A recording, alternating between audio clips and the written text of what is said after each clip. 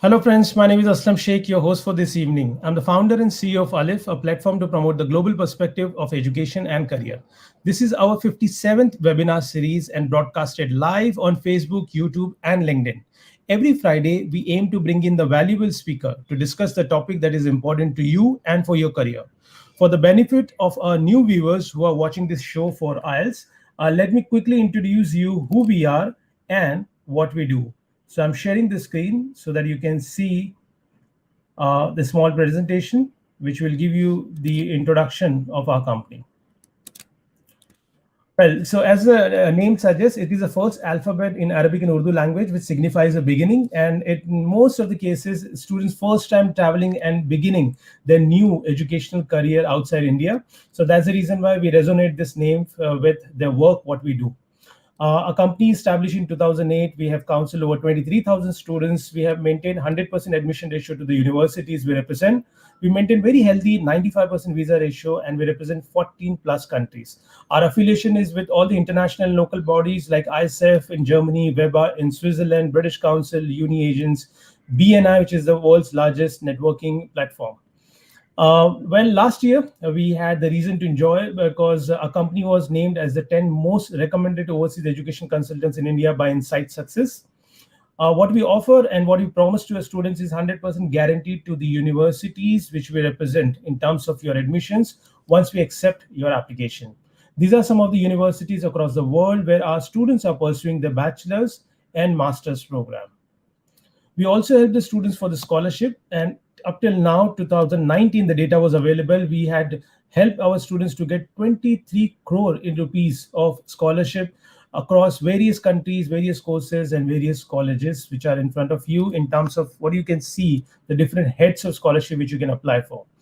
We help the students in terms of career counseling because most of the time students and parents are confused about the career they want to take it and what the course they want to apply for, and our journey begin with that first step. We also help the students to get coached for their IELTS exam, which is the first step towards making an application to foreign university. We also have been honored to have the British Council Silver Partner Award from the British Council itself. And for the study abroad consulting, well, right from study student profiling to application to visa, education loan, foreign exchange, pre-departure, and accommodation. You name the services, right from application to accommodation, that's what we cover in our services. These are some of the countries which we represent across the different continent of Europe, North America, Middle East, and Asia Pacific. We are very active on social media, on Facebook in our industry of overseas education. We are having the third largest followership of 94,000 people following us on Facebook. And you can also connect us with the Instagram, Google, and YouTube channel where we roll out a lot of interesting and fresh contents related to study abroad. We do organize a lot of events. Of course, now most of the events are online, but also otherwise we organize the events for students, parents, whereby we invite the foreign universities and the alumni to share their experiences. Not only that, we also visit our students visiting to their different countries and different universities. Our counselors are encouraged to meet students overseas so that they bring in the fresh experience and perception so that they can share with you as a student who is aspiring to go abroad. Well, about me, I have counseled 1,000 plus students, traveled to 14 countries. I've been certified consultant by ISEF and WEBA. I'm also the executive member committee of Bombay Industry Association, where we take care of the education department. I'm also the ex-president of BNI Plus, which is the world's largest networking platform, and also the active member of Swiss, German, or US Chamber of Commerce. I was also honored to be chosen among the top 10 best consulting leaders by Knowledge Review. So that's about the introduction of our organization. Let's quickly move now to our today's topic and to discuss the today's topic of IELTS exam, what everything you need to know. This subject is very important. Many students and parents have already submitted their queries to us. And let me do the honor of introducing our today's speaker and have him in our room. So let's welcome Mr. Rajesh Bhojani. Hello, Rajesh. Thank you for joining us. Hello, Aslam. Thank you for inviting me. Thank you very much. And let me quickly introduce our audience about Rajesh. Mr. Rajesh Bujani is the Head Business Development Examination Services West India for British Council. He has worked as a business pursuit lead at the British Council. He holds an MBA degree from NMIMS and has over 30 years of experience in financial services and education sector. British Council conducts IELTS in 70 cities of India and in 110 countries across the world. So, friends, if you are watching this program live and would like to ask any question, please do comment us on a comment box, and we will try our best to take that question within our 30 minutes slot time. Or else, you can always contact us later on to our office and to our professional counselors. So, let's begin our today's session. And let's start with the introduction of British Council first. So, as the name suggests, it's a council formed in UK in the year 1934, and you would be finding it interesting to know that in 1940, the King George VI granted the British Council a royal charter for promoting a wide knowledge of United Kingdom as a country and the English language abroad, and developing close cultural relationship between UK and the other countries. So that was the prime reason why the British Council was formed. We are taking this British Council now to the student's point of view, and we are having today's conversation based on what you need to know about the British Council's very important services which it offers in terms of its IELTS exam. So let's have Rajesh talking about. Rajesh, first question comes to you, as that just educate us and our audience about British Council and its role in India. Right, thank you. So, British Council essentially conducts the IELTS exam, and as all of you know, IELTS itself is the world's most popular English language exam. So, we administer IELTS in more than 70 cities in India, and that is the pen and paper based. And in over 15 cities of India, we conduct the computer based IELTS also. So we have the whole wherewithal of conducting the IELTS and ensuring that it is conducted in a very fair manner and that the results are accurate reflection of the English proficiency of students. We conduct IELTS in more than 110 countries across the world. And we have various other activities. British Council is a cultural relations organization. We are into arts, English, and a variety of other things. We do large government projects in the area of teacher training and so on also. Right. Right. Thank you, Rajesh. Thanks for that short and crisp introduction.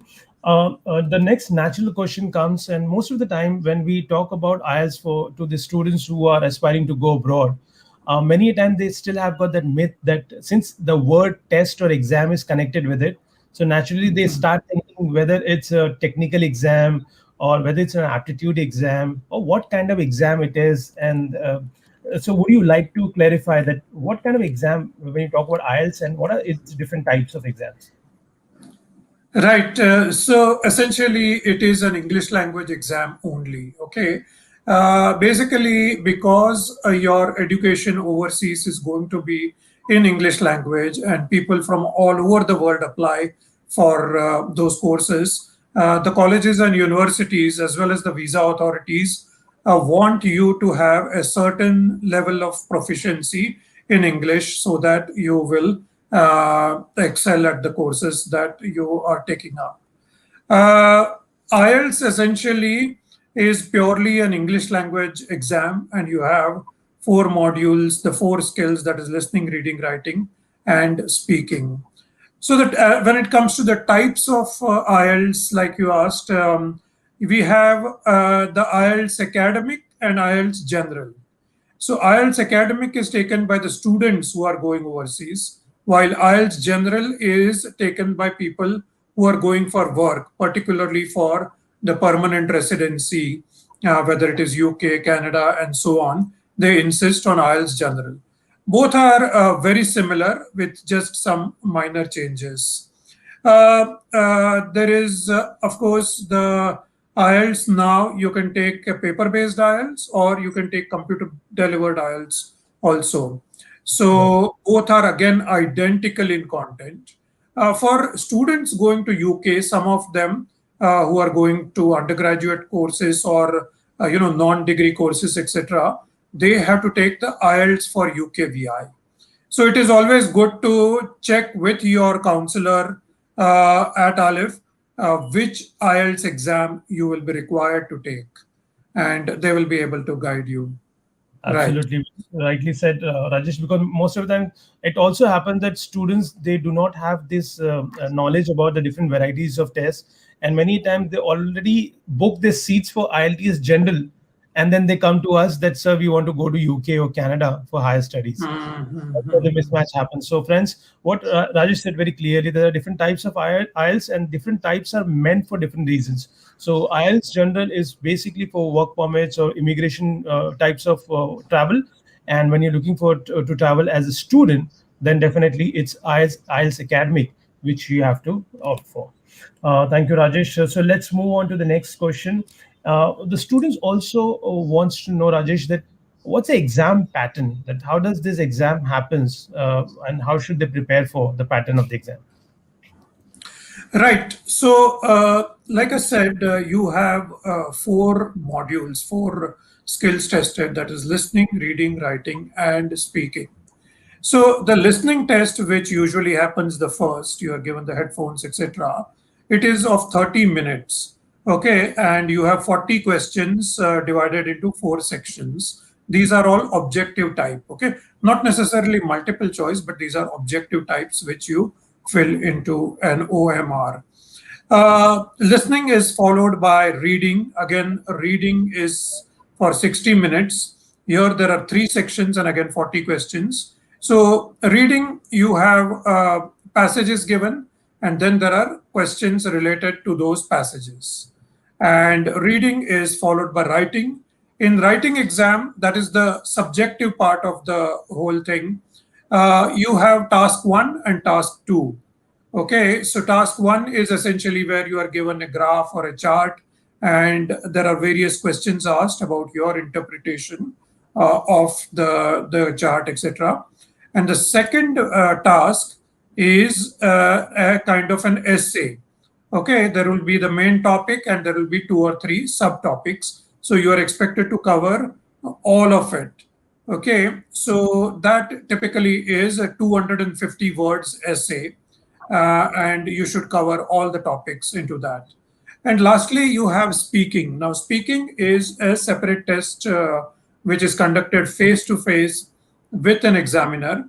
These days, sometimes it is done on a video call, but usually it is face to face, and it is for about 11 to 14 minutes. Okay, and that is the highlight of IELTS, that the speaking test is not kind of automated. Whether you're taking computer based or paper based exam, the speaking is a face to face exam where you are interacting with a human examiner.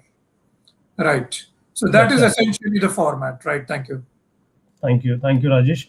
So, friends, I'm sure that now you've got the clearance on the how the exam happens and what's the pattern of the exam. Rajesh, we have one question from Rohan. Rohan is asking, is IELTS also required from the visa process point of view? Yes, absolutely. So, most of the countries, UK, Canada, US, and so on, they also require you to take IELTS and have a certain band score. That is something which is almost essential. You must check with your counselor about the exact status. But, we have noticed that a lot of colleges do waive off IELTS. But at the time of visa, you do definitely require it. So Oh, typically, in most of the English-speaking countries, you require it for a student visa also. absolutely. So, Rohan, I hope that you received your answer. Thank you, Rajesh. We also have one more question from one of our listeners before I go to my question list. Komal Parekh, she's asking, she has got some reading issues, and do you have any suggestion into the her questions which is there in front of you? Right, surely. So, see, reading is the only test I would say where people actually run out of time. So, in the reading test, time management is very, very important. In the reading test, what you will notice is that you have the passage, and then there are questions asked about the passage.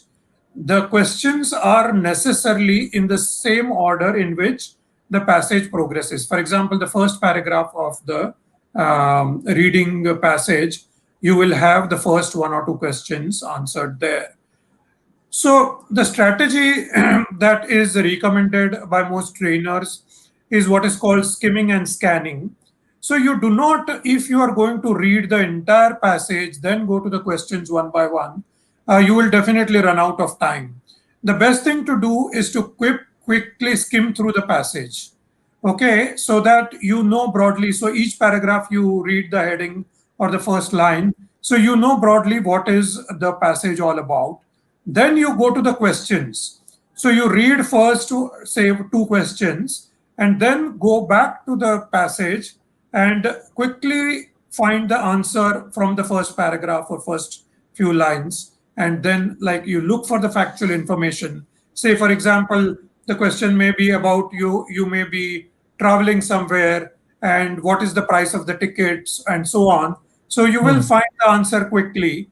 So best way is the skimming and scanning to be done.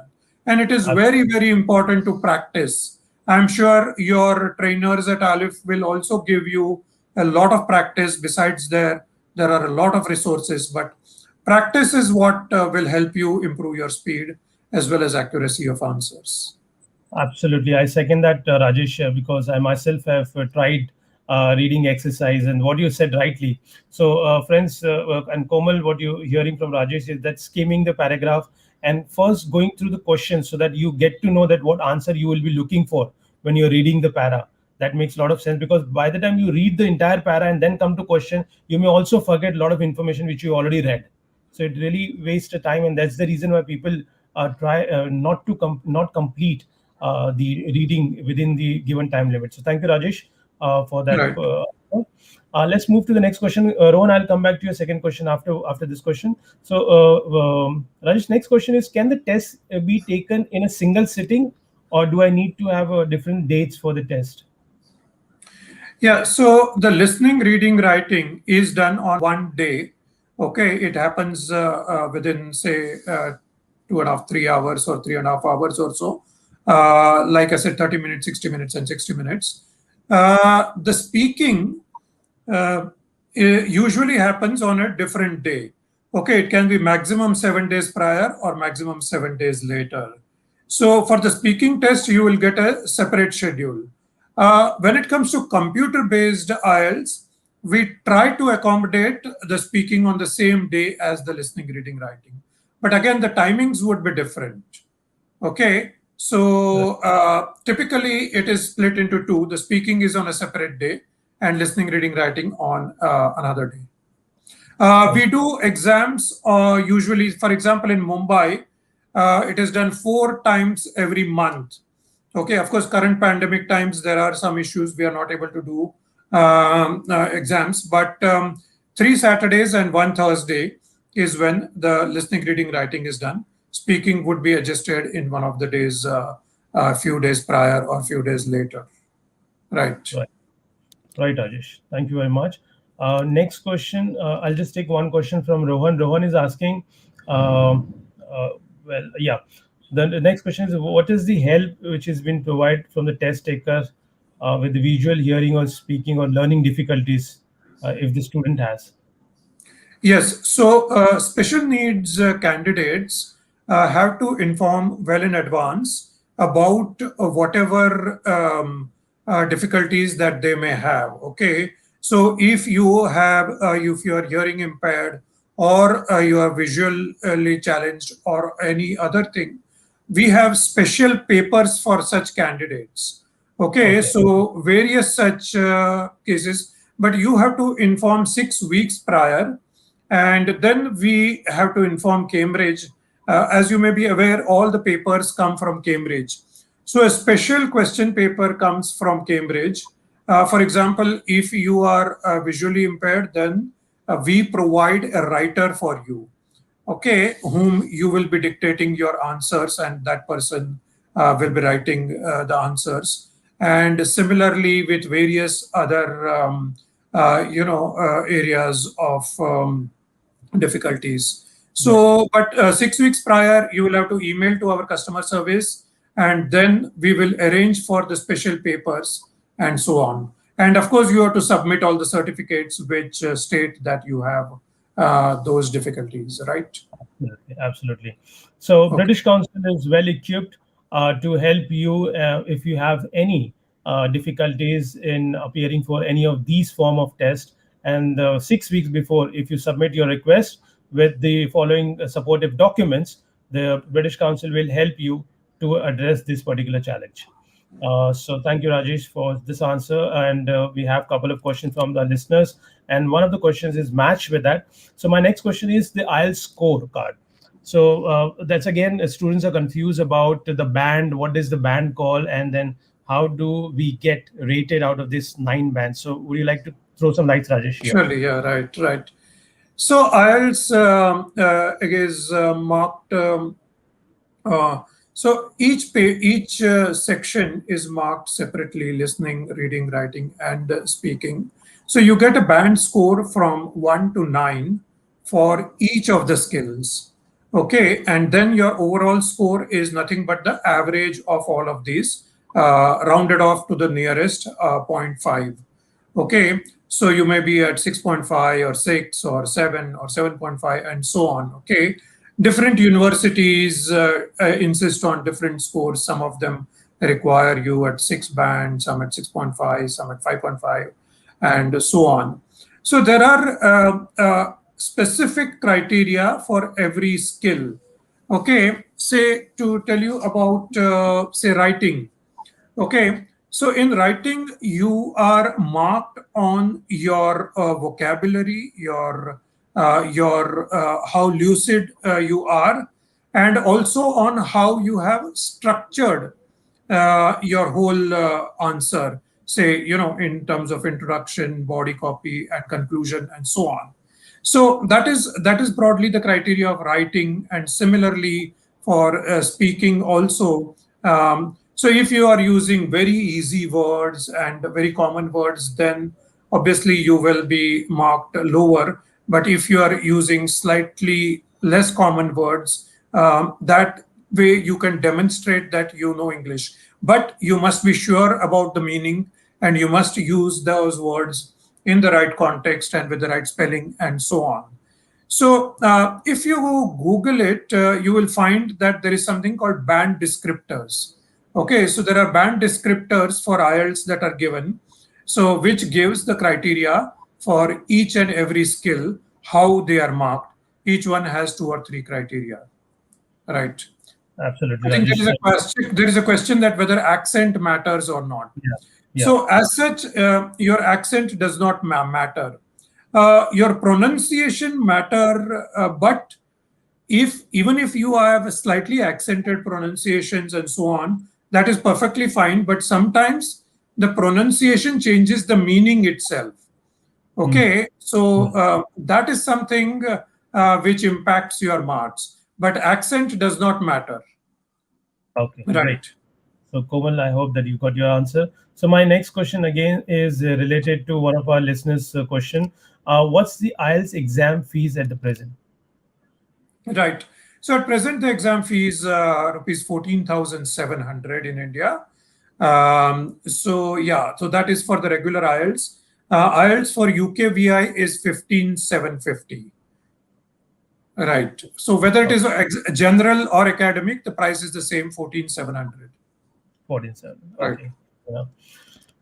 So let's move to the next question. And we also advise the students when they are in their final year, Rajesh, so that they prepare the IELTS that time only, because by the time they reach towards the final exams of their final year of studies, if they are considering a final year students or 12th standard students, it becomes very difficult for them to manage their studies for the exams and then manage the IELTS preparation, then find out the dates availability, etc., etc. Right. Right. Right. So that's all related to the validity of the IELTS also. We say that you do it in advance, it is better. So would you like to talk about the validity of IELTS if they take this test little ahead of their time? Yes. So the validity is 2 years. So it is always a good idea. For example, if you are going after your bachelor's, say BCom, so while you are in your third year or even second year, you can take it. So the validity is 2 years. So after 2 years, it will not be valid. So whether it's your admission process or the visa process, they will look at when the date of the exam, and they will calculate 2 years. So beyond 2 years, it will not be valid. So you will have to accordingly decide when to take it. Absolutely.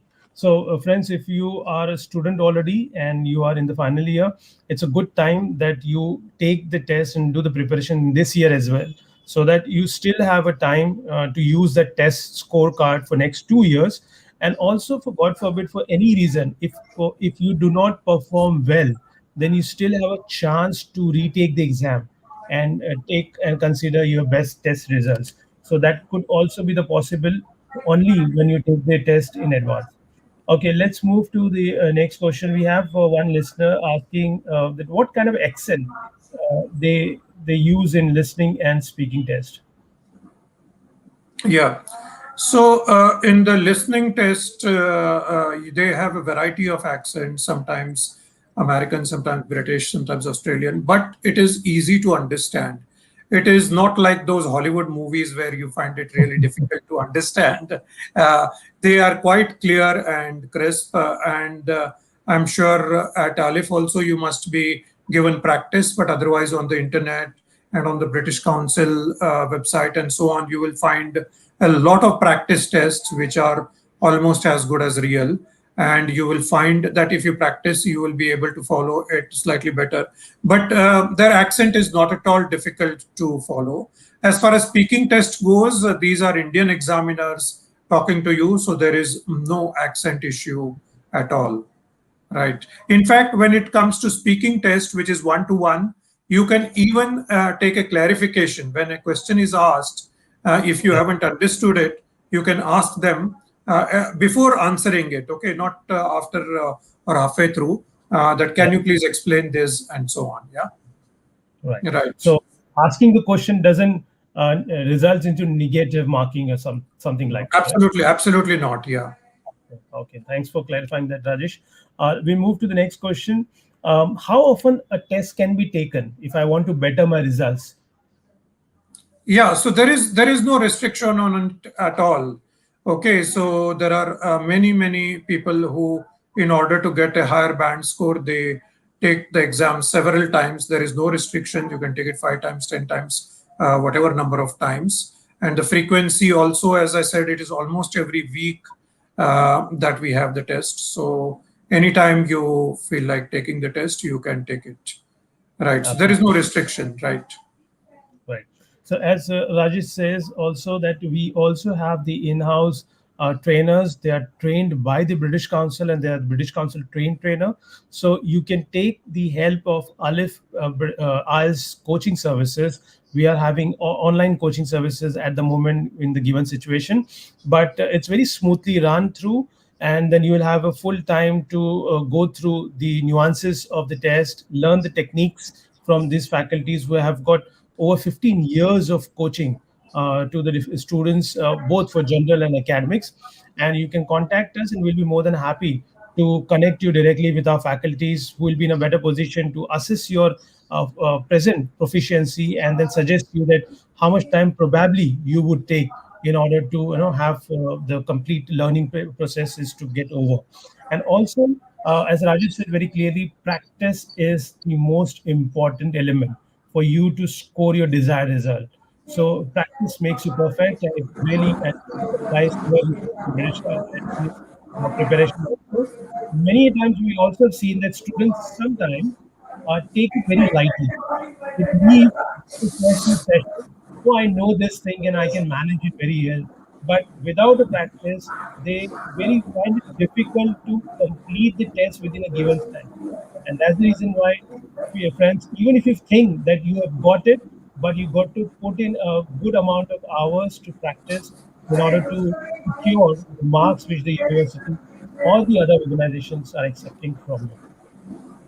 Let's move to the conclusion of the points, and then I've got the next question, Rajesh. That What's your tip to the students and audience who are listening to us, how to better prepare for the IELTS exam?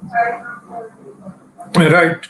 So, of course, like we said, practice is very, very important. And apart from coaching from Aleph, you can, or you, when you enroll with British Council, you will also get a login to what is called Road to IELTS, where also we have a lot of practice papers. And there again, you will be able to practice a few things, when it comes to the listening test. Okay, so you will be doing a lot of multitasking. You will be listening, and you will also be kind of jotting down quickly the answers, and you will be looking for the answer in the passage. So again, their practice is very important. In listening and reading, attempt all the questions. Okay, so there is no negative marking here. Hmm. So it is good to do some guesswork and write even if you are not very sure, so that instead of not attempting a question, it is better to attempt it maybe wrong. A lot of questions are slightly tricky, like they may have a double negative, or in listening there is a discussion between somebody who is buying tickets, and first he says he wants to go to station X, and then he changes his mind, and then the question may be what is the amount he paid, and so on. So you have to look for these slightly tricky questions also. About reading, as I said, skimming and scanning is very important. You do not read the entire passage first and then start attempting the questions, then you'll run out of time. But it is better to skim through and then go to the questions first and read them. Now, in case of writing, what is very important is how you have structured your answer. So sometimes what happens is that people start off with something, and then they go on, and then they come back, and so on. So what is important is, say, you should have a proper introduction. Okay, the introduction para may restate the question in your own words, and then you may give your stand on the question. Okay, for example, the question may be, say, should the country spend a lot of money on promoting sports? Okay, so you may restate it in the introduction and give your stand that yes, it is very important because overall development, whatever you is your view. You can have a negative stand, positive stand, anything is okay. Then, in approximately 2 paragraphs or maximum 3 paragraphs, you do sub points. Okay, your views you divide. So maybe 1 point at a time. One may be about overall development, economic development, whatever. And then in the end, it is important to have a conclusion. So it may be a good idea to say in conclusion, or to sum up, I would like to state this, this, this. So it is like, structuring your answer is as important as the content itself.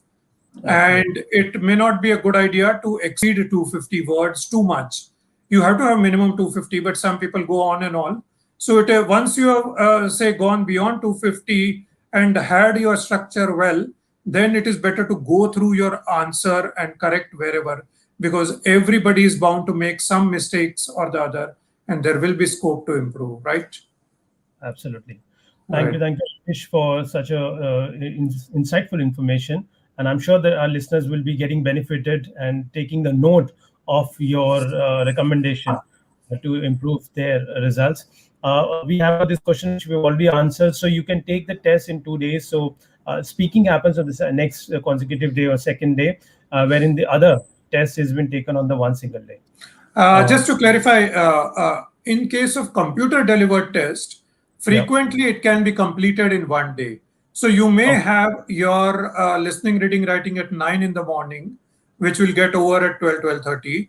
But sometime between 12:30 to 4:30 or 5, you may have your speaking. So in computer delivered tests, we do try and make it in on the same day also. Okay, okay, Right. that's nice. So you can complete your entire test process within a day if it's a computer-based test. Thank you, Rajesh, for that. And we had a few questions again we answered. So I would just request our listeners to go back to the recording once it's available after 10 minutes of session is over. And then you can find all the answers to the question which you asked. One question is here, probably Rajesh, you would like to answer. How do I book or register for the test?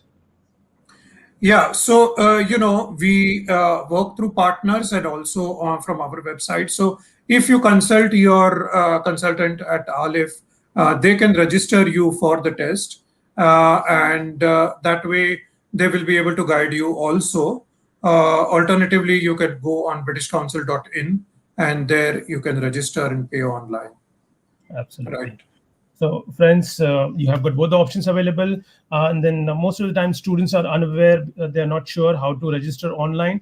And most of the time, you may not have even the credit card. So that's what usually we have seen, that you don't have access to the card. So we have got that facility available for you. You can use our card to make the payment and make your life easy. We have got the professional counselors who will do the registration on your behalf, so you don't have to worry about it.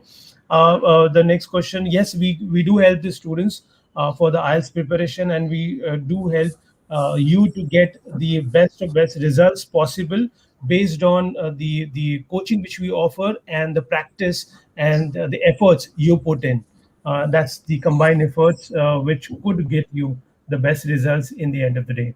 So that's how it happens. So I hope that we have covered almost all the questions here, but still I would like to thank, because we are just winding up the program. We have touched upon to the breaking time. So thank you, Rajesh, for being Thank available, you. for being so crisp, short, and to the point with your answers to help our students to get to know more about IELTS.